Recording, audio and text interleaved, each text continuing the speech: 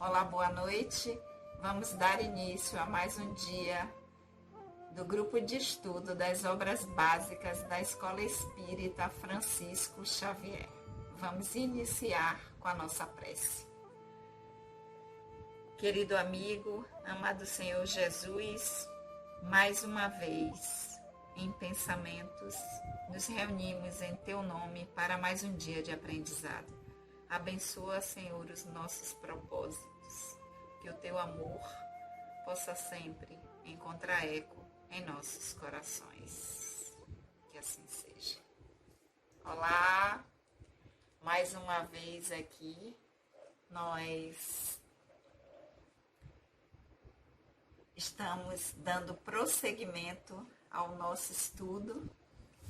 Nós estamos estudando o Livro dos Espíritos, não essa tradução, mas a tradução de Herculano Pires é a que nós utilizamos, e já alcançamos a quarta parte, ou quarto livro, que trata das esperanças e consolações. Nós estamos no capítulo 2, último capítulo do livro, cujo título é Penas e Gozos Futuros. Estamos no item 8, Ressurreição da Carne. Esse item, ele é composto das perguntas 1010 e 1010A, e nas semanas anteriores nós já fizemos as nossas reflexões sobre essas perguntas, e hoje, dando prosseguimento ao nosso estudo, nós vamos ao comentário de Kardec sobre as perguntas e o que foi respondido pelos espíritos. No caso, o espírito que respondeu essa pergunta foi São Luís. Ele se identificou e nós vimos também o comentário do tradutor sobre isso, que é Herculano Pires, que é a tradução que nós estamos utilizando aqui nesse estudo. Então, vamos lá continuar de onde nós paramos na semana anterior. Então, fazendo só uma retrospectiva para poder a gente continuar, o item trata de ressurreição da carne. Que é isso? Seria a ressurreição da carne. Então, nós vimos que com a pergunta de Kardec já começa dizendo que é o dogma da ressurreição da carne, é a consagração da reencarnação ensinada pelos espíritos. Então, nós vimos que dogma é um ponto fundamental, o mais importante de uma doutrina religiosa, e que se apresenta como algo indiscutível ou inquestionável. Então, um dogma não existe questionamentos. É uma verdade que não pode ser questionada. Como outro exemplo, além da ressurreição da carne, nós temos o dogma na religião católica, da Santíssima Trindade. Então, vimos dogma, uma ideia, um ponto fundamental de uma doutrina religiosa que é algo inquestionável. E vamos para a pergunta de Kardec, em que ele diz, a 1010, o dogma da ressurreição da carne é a consagração da reencarnação pelos espíritos.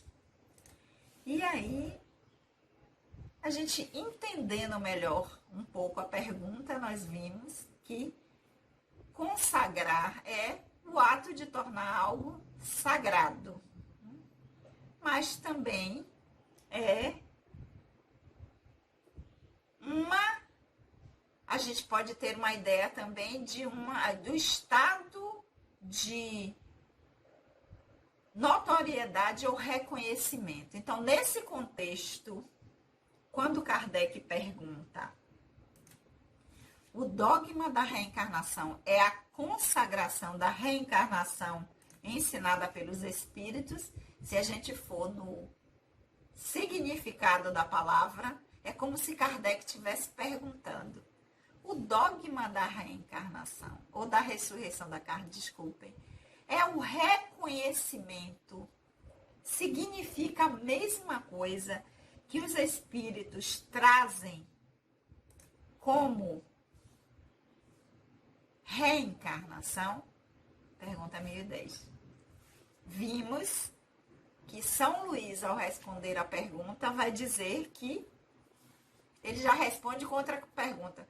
Como quereis que seja de outro modo? Como vocês querem se possa entender de outra forma?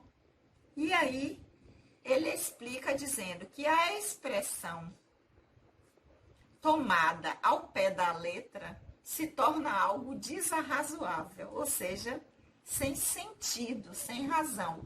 Por quê? Porque este dogma da ressurreição da carne, na religião, significa que em determinado momento, ou seja, no fim do mundo, as almas retornarão aos seus corpos para que haja o julgamento, e nesse julgamento vai ser definido aqueles que irão para o céu ou aqueles que irão para locais de sofrimento ou inferno. Então, o dogma da ressurreição da carne vem nos dizer que todos aqueles que já morreram, quando houver o final do mundo, esses que já morreram, essas almas, elas vão retornar para os seus corpos, aqueles corpos que morreram, para aguardar o julgamento. E nesse julgamento vai ser definido se essa alma irá para o céu ou para o inferno. E aí, São Luís vai dizer, se nós formos ao pé da letra, isso não tem lógica. Porque a ciência comprova já que os corpos que são das pessoas que morrem, eles se decompõem. Como se daria isso de, no final do mundo, para que acontecesse esse julgamento, se juntar de novo todos esses elementos que, quando há decomposição do corpo, vão voltar de novo para a natureza, os elementos que constituem vão voltar? Como é que vai acontecer de juntar tudo de novo para formar de novo este corpo de Sandra Naira que já não existia, para que a alma possa voltar a habitá-lo e aí ter o julgamento? Então, São Luís vai dizer que se a gente for levar isso ao pé da letra, não tem lógica. Isso fere, machuca a razão. E isso leva à incredulidade, porque a pessoa diz, está vendo que não tem condição de eu acreditar numa coisa dessa? E isso vai fazer com que a pessoa diga, essa coisa de religião não tem o menor sentido. E vai causar incrédulos. Mas aí São Luís diz, agora lhe dê uma interpretação lógica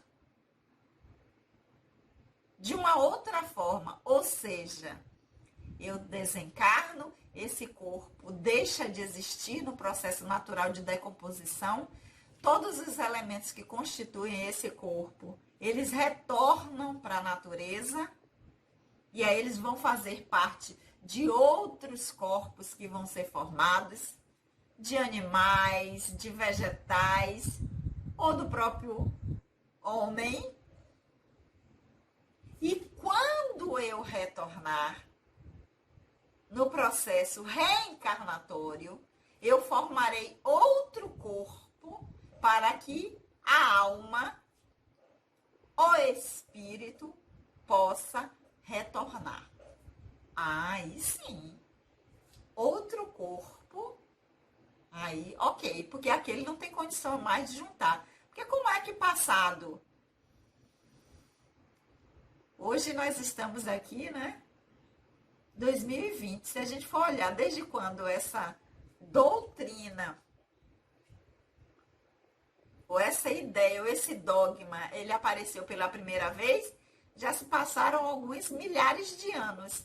Como é que vai unir de novo todos esses elementos que constituem aquele corpo? Não dá para imaginar. A razão repele essa ideia. Mas se a gente vai com uma ideia de formar um novo corpo, porque se eu entendo que a alma está em algum lugar para esperar o tempo do julgamento, do fim do mundo, para que esse corpo vá se formar de novo, para que essa alma possa voltar a ele, então a ideia de que a alma não morre, eu já tenho. Então, já que eu já tenho essa ideia, esta alma, ao invés de retornar para esse corpo, ela vai formar outro corpo para que ela possa habitar. Aí já dá para aceitar. Essa ideia já fica razoável, né? Isso é da resposta de São Luís. E continuando, ele diz, né? Não se engane, porque os livres pensadores, eles querem acreditar, eles querem crer também, tanto quanto os religiosos, as pessoas que creem. Só que, para isso, e ele, voltando, ele diz, eles anseiam pelo futuro, ou de saber o que vai acontecer depois que esse corpo morre ou que existe a morte, tanto quanto o crente. Mas eles não podem admitir algo que é absurdo para a ciência. Aí eles rejeitam. Mas se nós trazemos uma ideia que é razoável e que a própria ciência pode comprovar, porque o processo reencarnatório existem mecanismos de serem averiguados se isso é possível ou não, porque é isso que a ciência faz. Ela vai utilizar os seus métodos para fazer a comprovação de fatos. Aí, ok. Então, essa foi a pergunta 1010. A 1010A, que é um complemento, Kardec vai dizer, então a igreja, pelo dogma da ressurreição da carne, que é a ideia de que no final do mundo os corpos se recomporão e que essa alma vai retornar a esse corpo, que é esse o dogma da ressurreição da carne, ensina a doutrina da reencarnação. Então Kardec está dizendo, então quando eles estão falando de dogma da ressurreição da carne, eles estão ensinando a doutrina da reencarnação. A resposta de São Luís é assim, curta e grossa. Isso é evidente. Mas ele complementa, claro, né? São Luís não é um espírito assim, igual a Sandra Nair. Vai ser curto e grosso.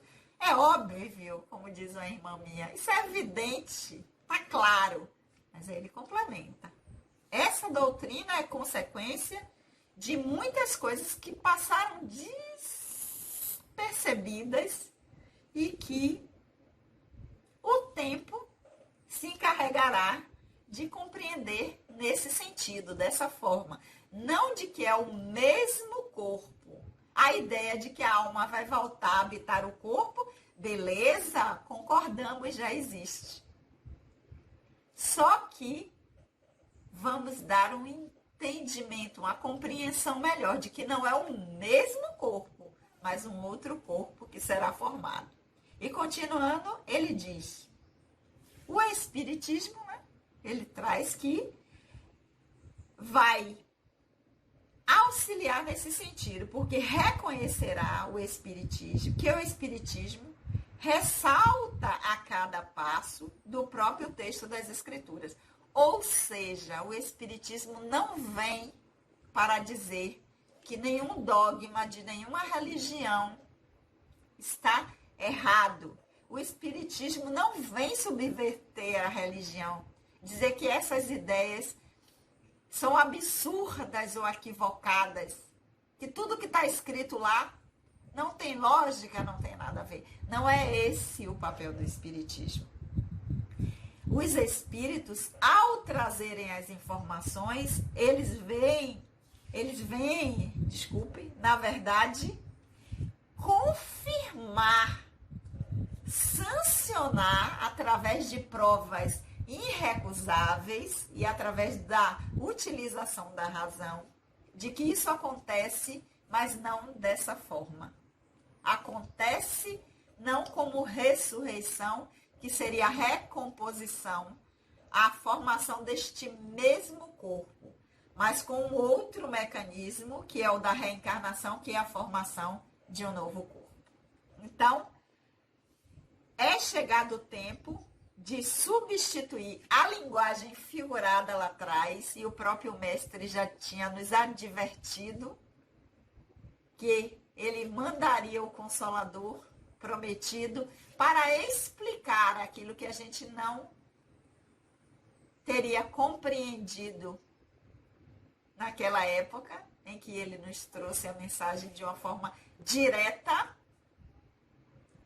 e relembrar aquilo que a gente esqueceu, né? Muita coisa que ele disse, a gente levou 2020 anos e ainda. Então, trazer de uma forma mais clara para nós, porque agora nós damos conta de entender, é isso que o Espiritismo vem fazer. Não trazer uma nova mensagem, uma nova informação, mas trazer luz àquilo que naquela época nós não poderíamos ainda entender. Por isso que a linguagem era metafórica, era através de parábolas, de alegorias. Por isso que ele não disse que na casa de meu pai tem diversos planetas que podem ser habitados, e a ciência está comprovando aí. Quantos planetas estão já, a ciência, vendo a possibilidade de que há vida, que pode haver vida. A ciência está comprovando isso. Mas se ele dissesse isso naquela época, ele não disse dessa forma, a gente pregou ele na cruz, imagine se tivesse dito. Então ele disse, na casa de meu pai há várias moradas. E hoje a ciência está comprovando que isso é possível, haver outras moradas, e inclusive se preparando para chegar até essas outras moradas. Linguagem figurada, alegórica. O Espiritismo vem agora trazer luz, tirar as alegorias e falar de uma forma direta. Isso que os Espíritos fizeram.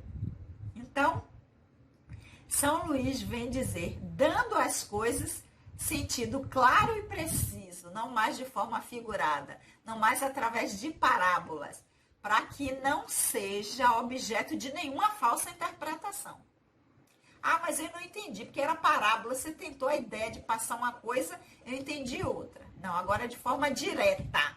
Reencarnação é o espírito continua, a alma continua, o corpo se decompõe, porque o corpo é físico, é biológico, a partir de determinado tempo. Ele tem seu prazo de validade, vai se decompor, e quando for necessário o retorno, esse espírito vai compor um novo corpo através do renascimento. Esse novo corpo vai se formar e esta alma, este espírito vai se ligar a esse corpo. Então foram essas as respostas de São Luís ao que Kardec perguntou. Agora nós vamos ao comentário de Kardec para fechar esse item 8 da ressurreição da carne.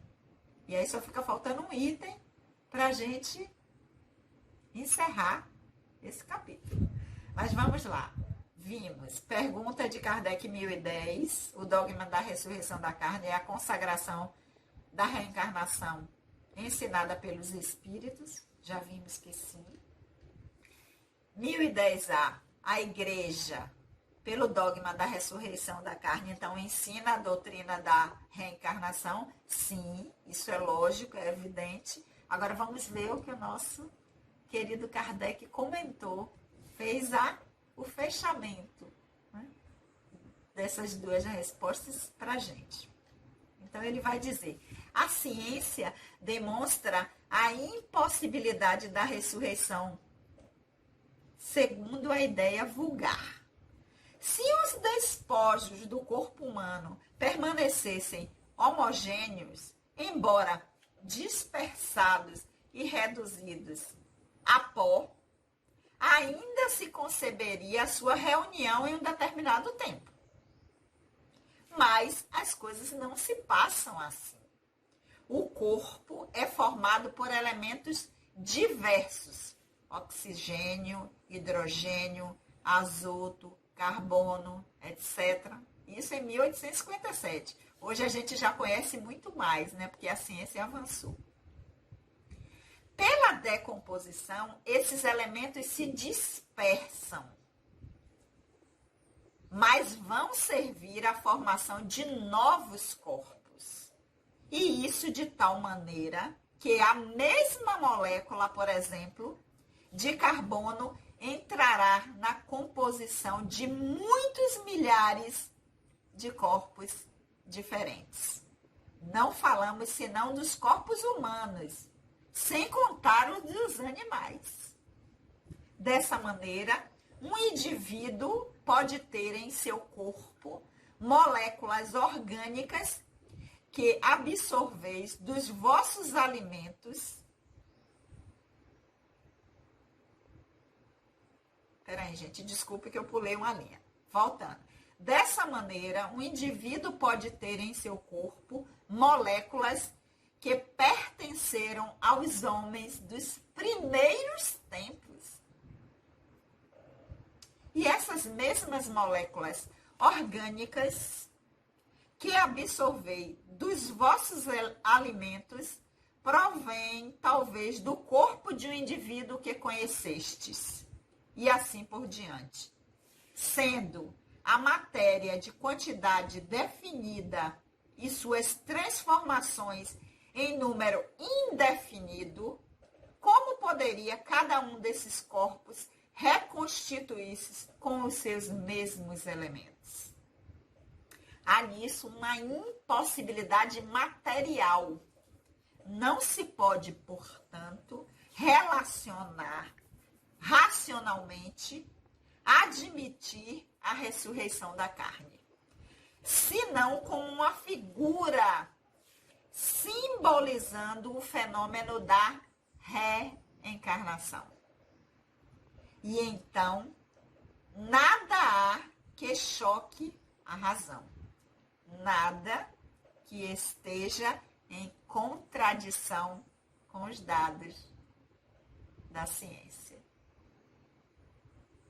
Não há nenhum choque com a reencarnação. Então, como sempre nós fazemos, né? Nós primeiro lemos, depois nós voltamos para entender melhor cada parte. E agora nós vamos voltar para ver o que foi que nosso querido codificador, o nosso querido Kardec, trouxe no seu comentário e a gente poder entender melhor. Então, a ciência demonstra a impossibilidade da ressurreição segundo a ideia vulgar. Qual é essa? De que este corpo aqui, quando Sandra Naira não estiver mais aqui, ele vai se desfazer? Não tem como. É um processo biológico natural de decomposição, mas na ideia aceita da ressurreição no dogma religioso, em um determinado momento, que é o fim do mundo,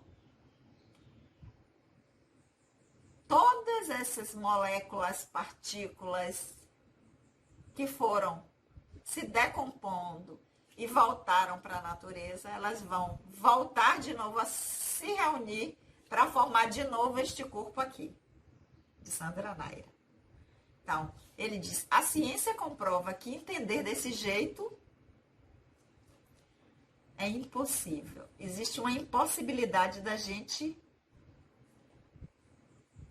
demonstrar isso, conceber isso. E aí ele vai explicar.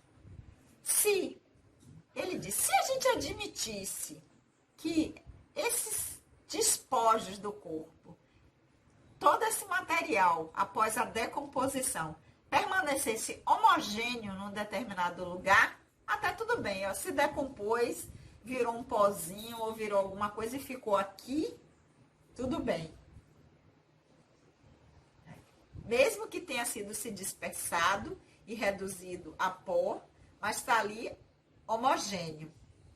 Depois de um determinado tempo, por algum processo, isso seria reunido. Mas nós percebemos que as coisas não são assim. Não é assim que acontece, desculpe. Não é assim que é a coisa. Porque depois de um tempo, se for lá verificar aquele corpo, não tem mais nada. Não tem um amontoado de coisas, de moléculas, não tem. Quando abre, não tem mais nada. Passado determinado tempo, nem os ossos tem mais, já viraram pó e esse pó vai se dispersar. Então, como é que seria isso? Para reunir tudo de novo, desde o início dos tempos, porque quando está falando da ressurreição da carne, não fala de um determinado período. Isso vale para todo mundo. Então, vale para todo mundo que já viveu em todas as épocas, desde o homem da caverna até hoje, e todos aqueles que morreram. Quando chegar o dia do fim do mundo, todo mundo vai voltar, todas essas almas. Então, como é para agregar de novo esses corpos? Se quando abre lá não tem mais nada. E aí ele vai dizer, o corpo é formado por elementos diversos. E a gente viu oxigênio, hidrogênio, azoto, carbono. E esses elementos eles vão voltar de novo para a atmosfera. Eles vão voltar para a natureza. Então, eles vão se dispersar. E não só isso. Ao se dispersar, já que os nossos corpos são compostos desses elementos, os novos corpos que vierem vão utilizar esses elementos. Então, a formação de novos corpos vão utilizar esses elementos que já estão de novo na natureza. De tal maneira que a mesma molécula de carbono vai entrar na composição de muitos milhares de corpos diferentes. E ainda ele vai dizer, então eu posso ter uma molécula no meu corpo que pertenceu a um homem das cavernas. Eu posso estar comendo um alimento que tem neste alimento elementos que pertenceram ao corpo de alguém. Ai, meu Deus, eu estou comendo alguém conhecido? Os elementos, eles se decompõem, eles retornam à natureza e vão fazer um novo ciclo. O que acontece com a chuva? A gente não conhece o ciclo da chuva? Tem a nuvem, que quando... né, aí eu não sei a parte técnica para dizer, mas em algum momento ela vai ficar pesada e a água vai cair, e aí ela vai servir a natureza, ela vai para os rios, para os oceanos. Depois, no processo de evaporação, o que é que vai acontecer? Ela vai subir de novo, formar novas nuvens. Esse é o processo da criação.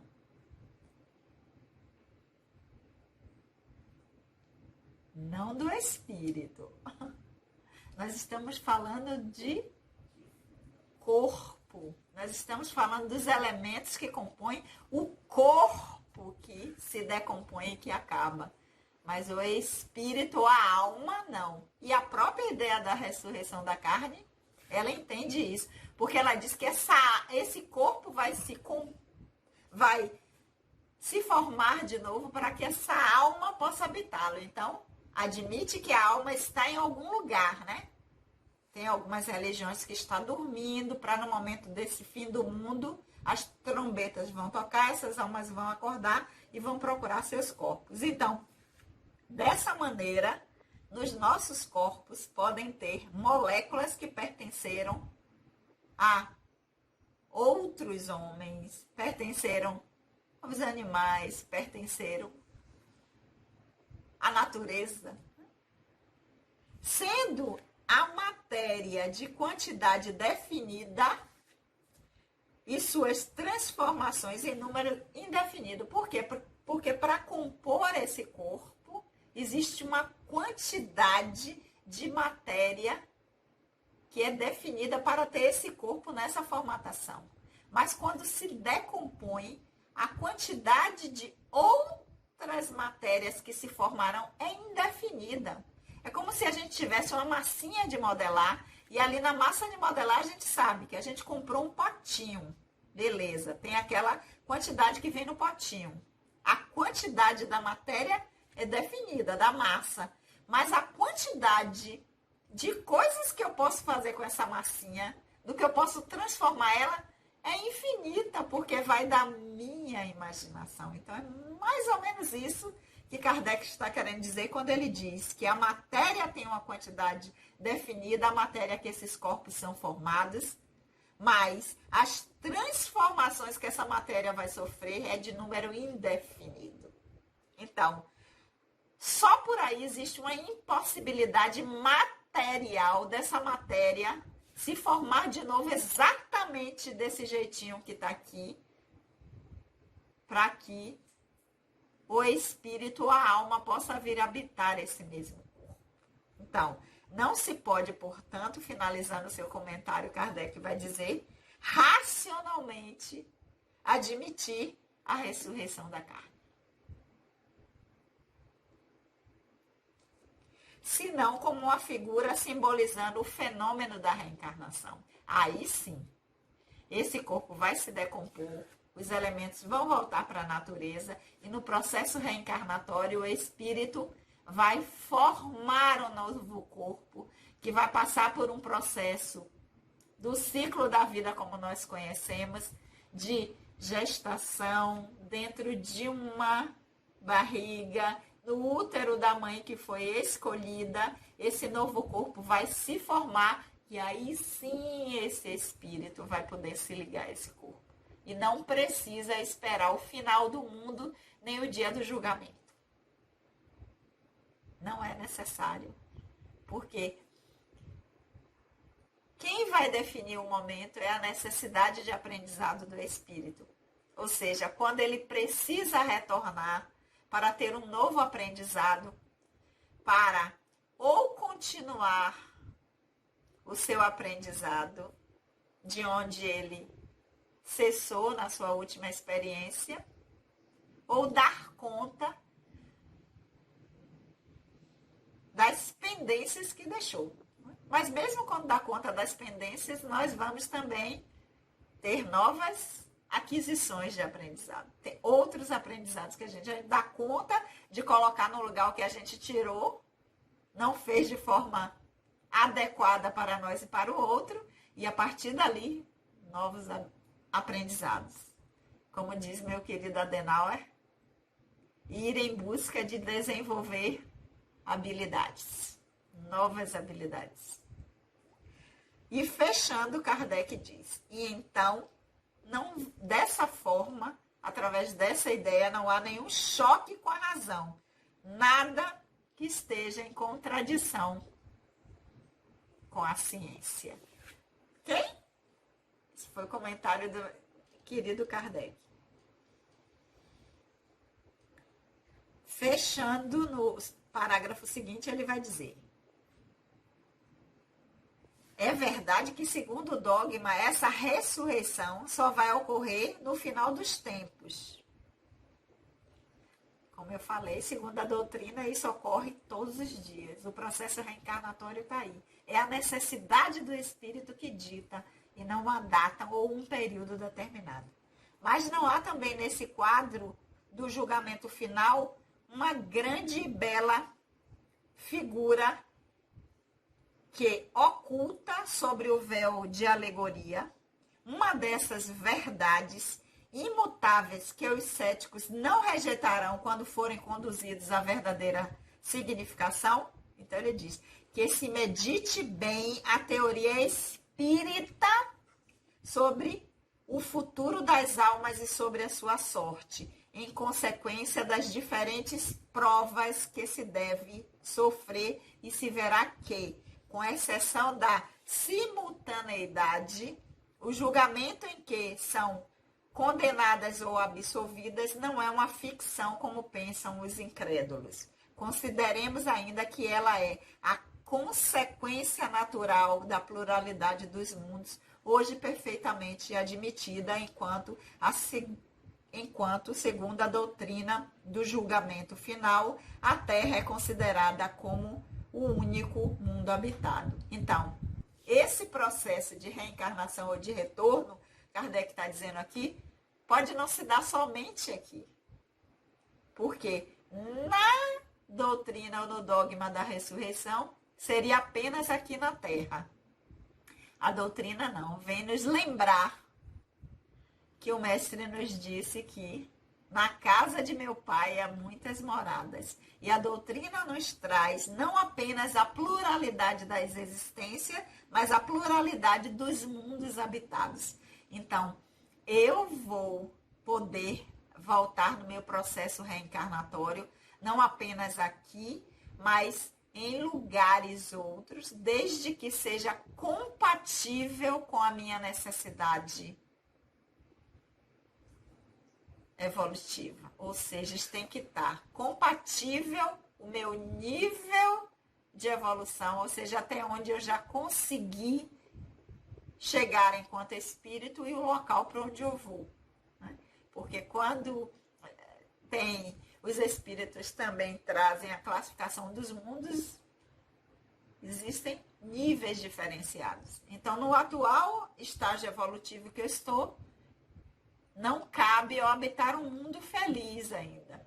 Porque eu estou no mundo, pela classificação, de provas e expiações ou expiações e provas.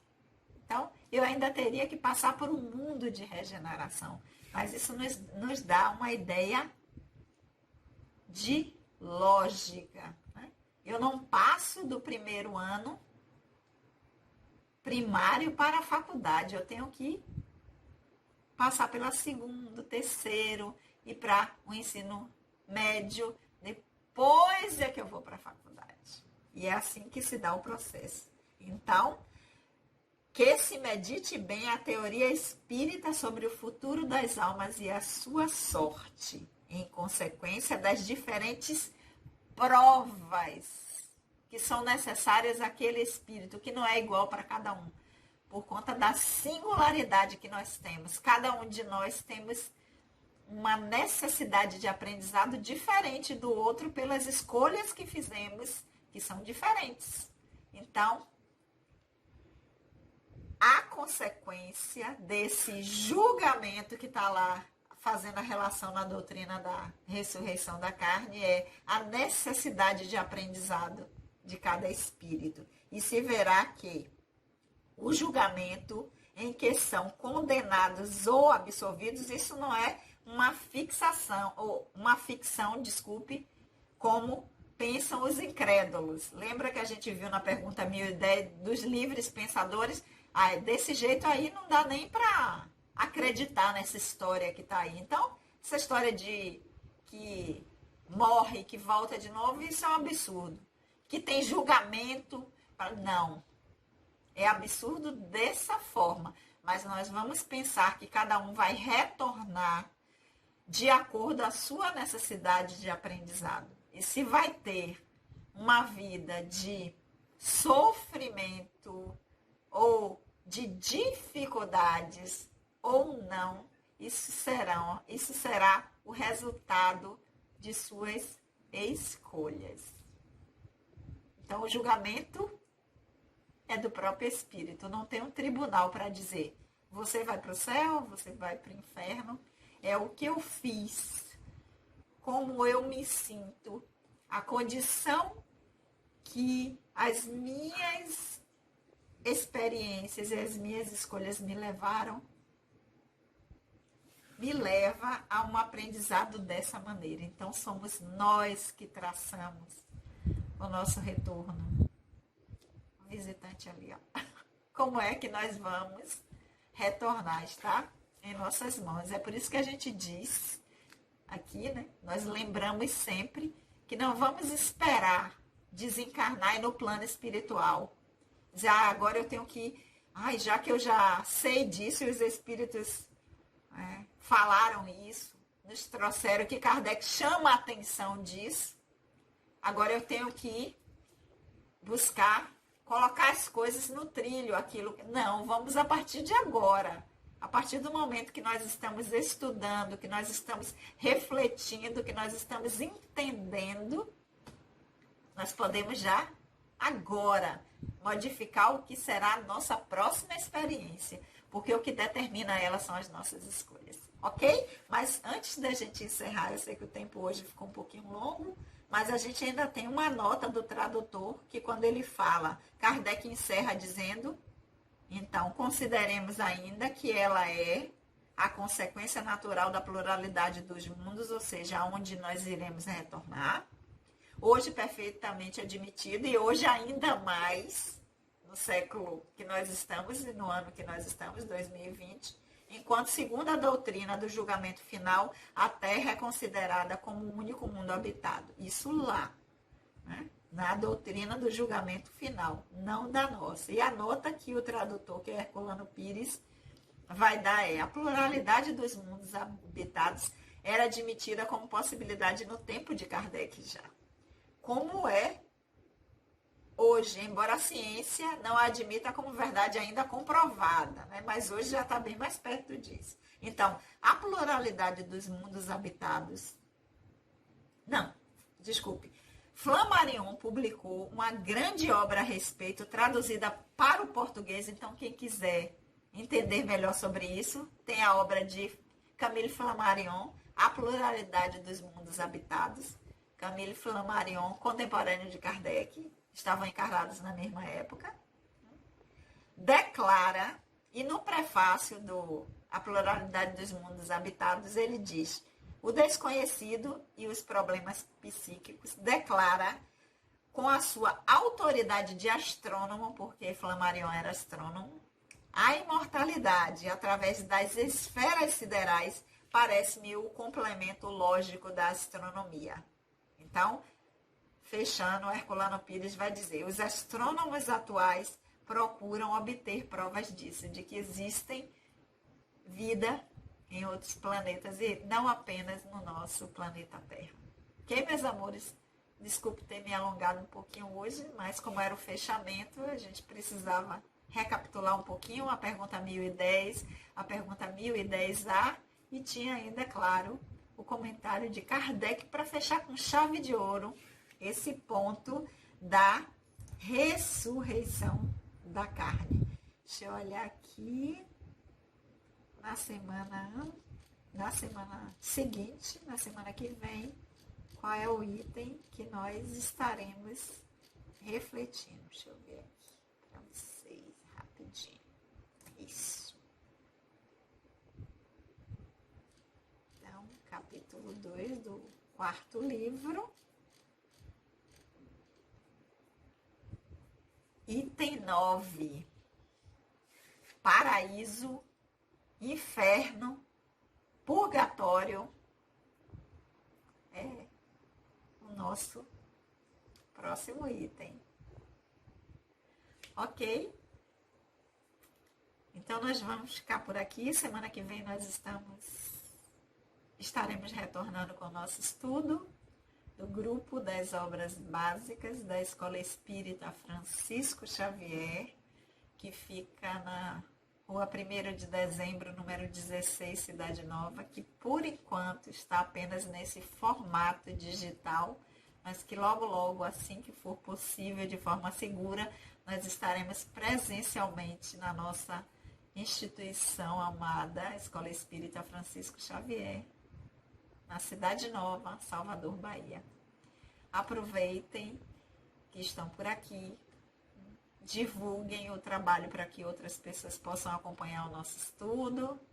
Chega lá se inscreve no canal, clica no sininho da notificação para que quando nós postarmos os próximos vídeos de estudo, vocês possam ser avisados, ok? Um beijo ao todo o nosso grupo. O nomezinho das meninas vai aparecer aí para vocês. E vamos orar? Querido amigo, amado Senhor Jesus, nós te agradecemos por esses momentos de reflexão e aprendizado, pelas energias com que fomos envolvidos, que possamos, querido Senhor, utilizar essas reflexões no nosso aprendizado atual. Que a tua energia de paz, de harmonia, de serenidade, de amor continue nos envolvendo e nos impulsionando a permanecermos nessa busca. Que o teu amor, querido Senhor, possa sempre encontrar eco em nossos corações. Beijo no coração, até a semana que vem.